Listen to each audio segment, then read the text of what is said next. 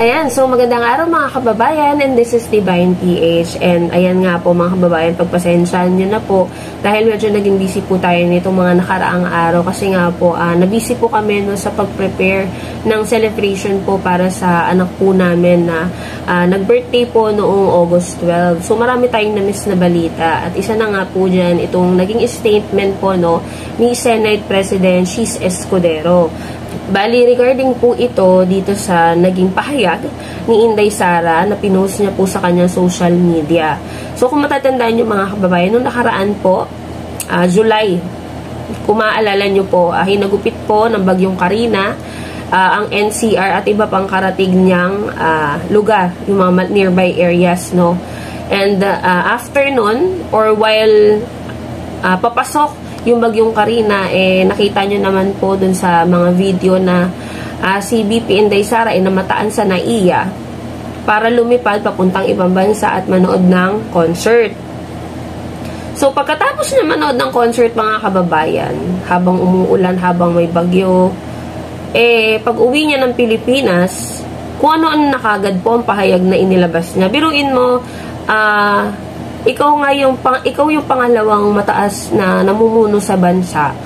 Tapos pagbalik mo, magbibida-bidahan ka na naman na akala mo ang dami mong ginawa or ang dami mong nagagawa, which is kabaliktaran.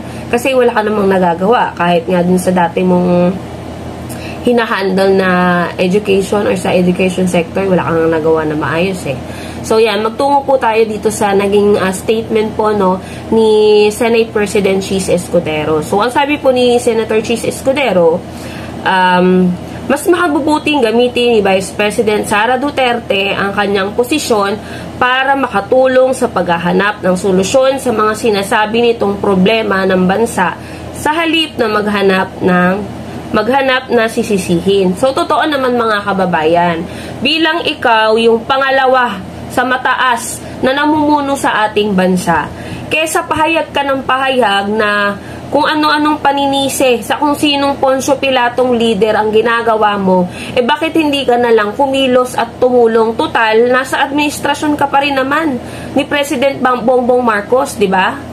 Tingnan mo si PBBM. Si PBBM, sinisiraan siya ng mga kritiko niya, ng mga detractors niya. Pero anong ginagawa ni PBBM? Instead na patulan niya itong mga taong wala namang ginawa, wala namang naiambag para sa ekonomiya ng bansa or walang naiaambag sa kasalukuyang nagiging sitwasyon ng ating bansa, anong ginagawa ni PBBM? Nananahimik, nagtatrabaho.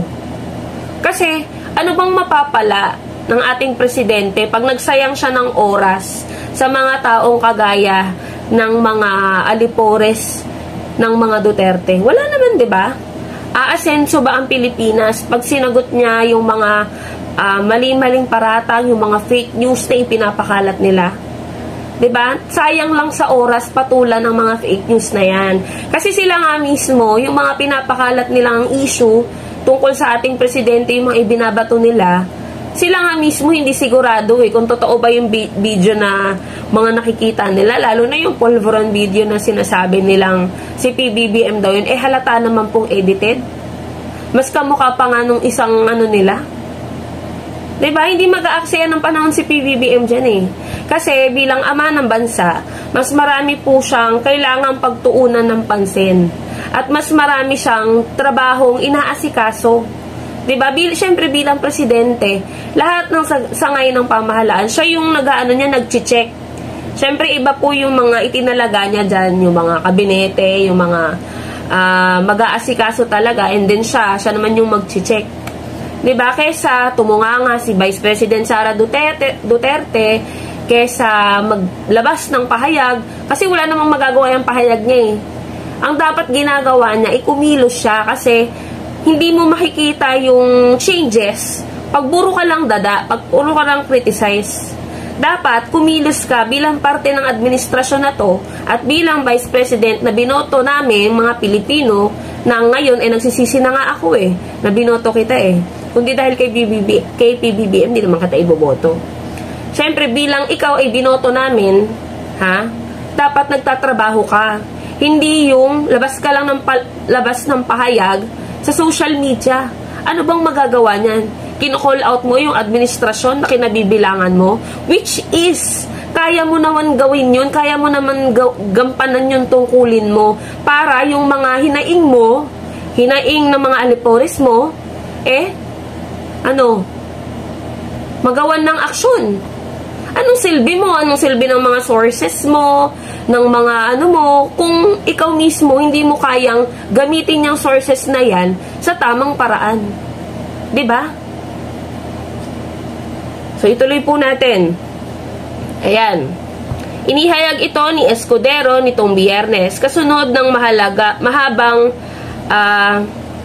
mahabang mensahe ni Duterte nitong Huwebes na nilitan niya ng pangalawang Pangulo ang mga problema ng bansa. Yun nga wala namang yung pagkalalahad mo or pagka-itemize mo kung ano yung nakikita mong mali sa bansa, problema ng bansa. Instead na i-post mo yan sa social media, gawan mo ng aksyon, tumulong ka. Kasi kaya ka nga naging parte ng administrasyon na to Ibig sabihin, may part ka na gawin yung responsibilidad mo bilang isa sa pangalawang namumuno ng ating bansa, di ba? Hindi yung maninisi ka lang na maninisin, pointing fingers. Tandaan mo, pag nag-point ka ng fingers sa kung sinong Poncio Pilato para may masisi ka, ilan yung nakaturo sa'yo? Pag nagturo ka, ilan yung nakaturo sa'yo yung daliri? Biruin mo, after ng concert, nang pumunta ka sa ibang bansa, wala ka ng ibang nagawa. Kundi ayan, maglabas ng pahayag. Kung sana nagtatrabaho ka, para naman hindi nasasayang yung pinambabayad po ng mga kababayan natin, no? Yung pinapasahod sa'yo. No? Kesa masayang yun, gawin mo namang useful yung sarili mo. Para naman makatulong ka sa administrasyon. Kasi yung pagkikriticize mo, walang magiging silbi yan kung ikaw hindi ka nagtitake ng action. Walang mapapalayan. Kaya nga, action speaks louder than words. Kaya si PBBM, kahit anong criticize nyo kay President Bongbong Marcos, kahit anong paninira nyo kay President Bongbong Marcos, walang pakialam yan, hindi niya yan pagtutuunan ng pansin. Bakit? Mas marami siyang trabaho or mas marami siyang bagay na mas kailangan niyang bigyan ng atensyon. Kung mapapansin nyo naman mga kababayan ipag-differentiate na lang natin. Si Inday Sara, pag kailangan yung komento niya sa isang issue na syempre tayo bilang Pilipino at binoto natin siya bilang leader, kailangan natin malaman syempre yung stand niya sa bawat issue po na kinakaharap ng Pilipinas. Pero hindi siya naglalabas ng issue kasi nga sasabihin niya wala siya sa posisyon para magsalita. Hello, Vice President ka. Syempre bilang Vice President, kami mga Pilipinong bumoto sa iyo, yung mga bumoto lang, may karapatan kaming malaman kung kanino ka ba. Kung sa kalaban ka ba or sa Pilipinas ka ba. 'Di ba? Syempre para sa susunod na halalan, alam na namin kung sino yung Diretso Inidoro. Yung mga walang pakialam sa Pilipino, dapat yan Diretso Inidoro na yan. Yung mga may mas pakialam pa sa mga China, sabihin na natin, dapat yan dinidiretso sa Inidoro, pinuputbol doon Ano pa? Yung mga issue na hindi mo naman dapat pagtuunan ng pansin, yun yung pinagtutuunan mo ng pansin. Katulad na lamang po dun sa self-appointed son. Pagdating sa kanya, grabe, parang aligaga Hindi mo alam na kailangan niya talaga maglabas agad ng statement Pero pagdating sa national security ng bansa, sa concern ng ating mga magsasaka na apektado dyan sa may West Philippine Sea, wala siyang pakialam. Alam mo yun? Kay PBBM naman, syempre bilang presidente, inuuna niyan ang kapakanan ng ating mga kababayan at syempre ng ating bansa. Kaya nga si PBBM, siya yung isang halimbawa na selfless leader, na hinuhuli muna yung sarili dahil inuuna niya yung ating mga kababayan at yung ating bansa. Inuuna niya yung kapakanan, yung interest talaga ng ating mga Pilipino at ng ating bansa. So nakikita niyo yung difference mga kababayan. Si PBBM, pag may issue na pinukul sa kanya or gumawa ng fake news, itong mga detractors, kritiko niya, walang gagawin si PBBM. Alam niyo kung anong gagawin niya lang? Magtatrabaho lang siya ng magtatrabaho.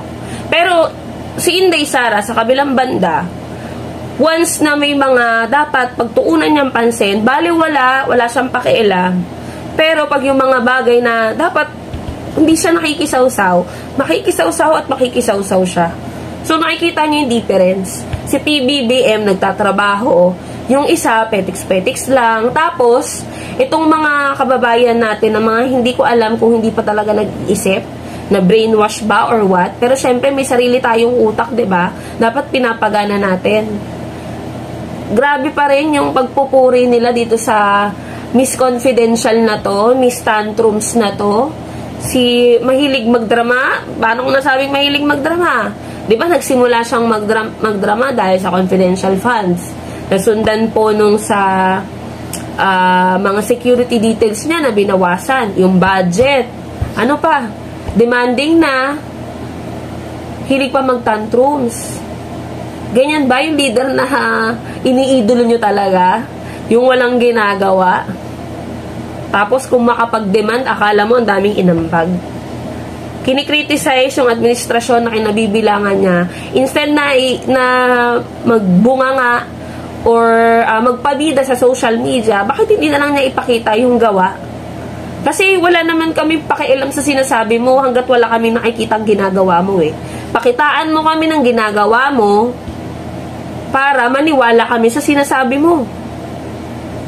Inaano niya na baka naman daw yung mga projects dito sa may Davao City ituloy na. Ang tanong ko ito, kasama po yun sa naging statement niya, yung mahabang statement niya. Ang tanong ko ito, ilang dekada kayong nagpapalit-palitan lang ng posisyon dyan sa Davao Davao City, di ba? Davao. Naging presidente yung tatay mo ng 6 na taon. Anong nangyari? Yung mga pondo na ibinubuhos sa inyo, anong nangyari? Yung mga projects na ginawa nyo bilang dyan sa local government, dyan sa Davao, anong nangyari? Binuhusan kayo ng budget ng Duterte administration, anong nangyari?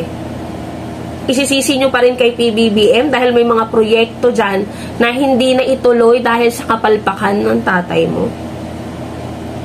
Kay PBBM pa rin nasisi, di ba? Paano kasi, ganito mga kababayan, yung mga ginagawa nilang fake news, yung mga paninira nila kay PBBM, hindi na kasi effective. Siyempre, lumabas na yung tunay na kulay nila, kilala na sila ng mga kababayan natin. Majority ng mga kababayan natin, alam na ang mga ugali nila. So, ang gagawin nila, mambabaliktad sila, lalo na yung mga proyekto na yan na hindi natuloy, na si PBBM ang namomroblema para maponduhan. Tapos, once na mapondohan ni PBBM, salamat PRRD. Legacy yan ni PRRD. Paano naging legacy? Hindi nga napondohan, hindi nga pinondohan. Kinancel nga. Pero, mga kababayan, si PBBM gumawa ng paraan. Tapos, kahit pasabihin natin doon sa 100 ata yun, yung build project, ilan lamang yung nagawa doon, diba? Out of ilan? Parang mga nasa 7 ba something, ganon. Yung mga big projects,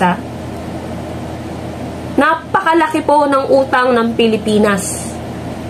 At magugulat ka saan napunta yung ganong kalaking pera na inutang. Ang nakakalungkot pa mga kababayan, ilang presidente ang nagdaan, magkano lang yung naging utang nila Nung si Digong na yung umupo, dumoble. At mga kababayan, wag na kayong magtaka pag yan tumaas dahil yung interest, malaki din. Bakit? Malaki yung utang So, syempre, yearly, tumataas yung interest ng utang na yan. Syempre, pag nakita na naman ng mga hindi nag-iisip, ng mga supporter nila, si BBM na naman ang may kasalanan kahit hindi naman siya. Isipin mo pa lang, kumputin mo pa lang yung interest ng utang na yan, Siyempre, kada taon, nadadagdagan yan, mga kababayan, yung interest. Sisisi na naman nila yun kay Pangulo. Abangan nyo yan, mga kababayan. For sure ako.